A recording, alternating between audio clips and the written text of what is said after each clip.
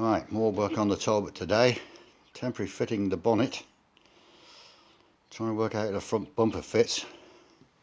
As we can see, the bonnet is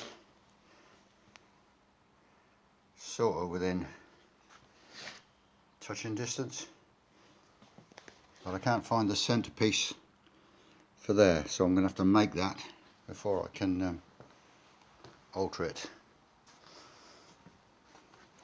This side's not bad.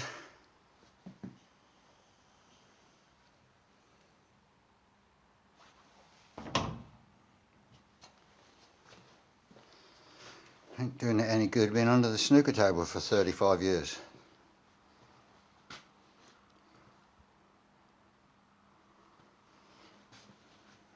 Bolted the seals on, running boards, whatever you call them.